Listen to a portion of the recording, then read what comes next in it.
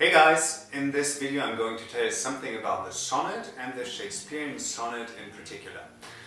To begin with, the sonnet is a love poem that consists of 40 lines and which also follows a strict rhyme pattern.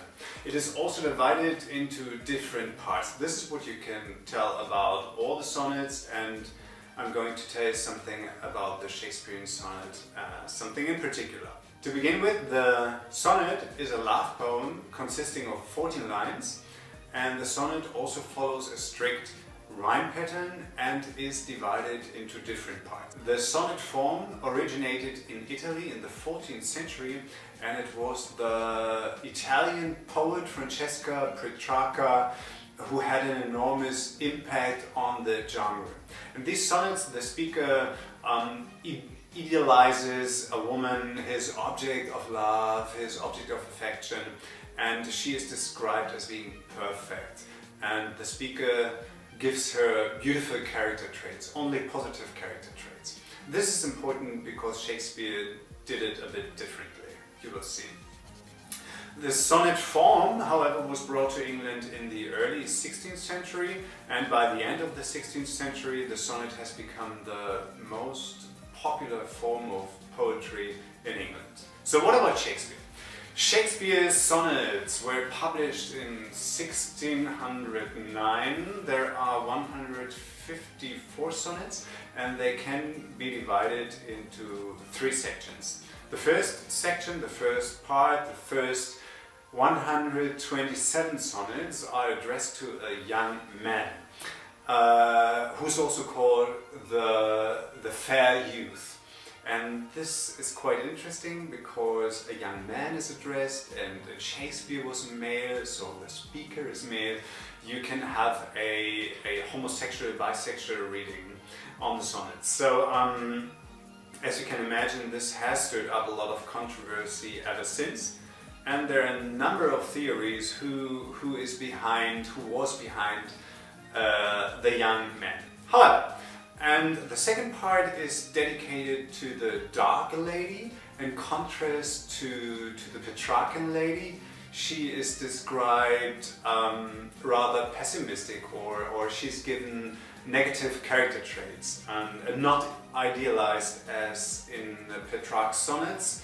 So therefore she might appear more human. And one last fact, I found that although the sonnets were published in 1609, they hadn't been much acknowledged before the 18th century, and it was since the 19th century in which Shakespeare's sonnets have been praised, eulogized and also analyzed. So let's turn to the formal structure of a Shakespearean sonnet. The Shakespearean sonnet can be divided into three quatrains. Each quatrain consists of 4 lines. So you have 3 quatrains, each 4 lines makes 12 lines. At the end you have an heroic couplet which has 2 lines. All in all you have 14 lines. And closely connected to the formal structure is the idea that the sonnets follow an argumentative structure. So the speaker starts with an argument, with a thesis in the first quatrain, and he might develop his thesis further in the second quatrain, or he comes up with a totally new argument in the second quatrain. In the third quatrain you often have a shift, a change in the poem, and this is called the volta, Italian for shift, change. So speaking with our argumentative language, this is the antithesis and the contrast to the idea before. So in other words, if the speaker talks about spring in the first 2 quatrains, he might talk about wintertime in the third quatrain, which would be the contrast to the first quatrains. And in the heroic couplet, the speaker comes to a conclusion. He might summarize the main idea. On the other hand, couplets can be also quite surprising. You will see. Often you can find extended metaphor, that runs through the whole sonnet or through parts of the sonnet. As you might know, metaphor is an implicit comparison between two things.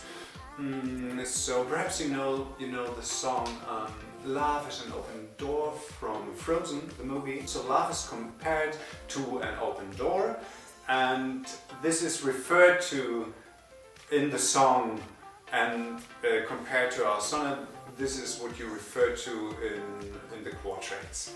So, for example, in the sonnet the speaker might employ seasonal images such as spring, summer, autumn, winter, or use a sailing metaphor for the journey of life.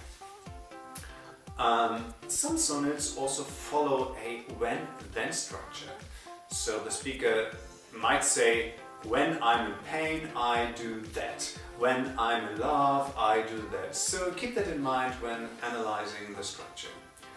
According to the rhyme scheme, there is a cross rhyme for each quatrain. So it rhymes A, B, A, B, second quatrain, C, D, C, D, third, E, F, E, F, and a pair rhyme in the heroic couplet, which is G, G.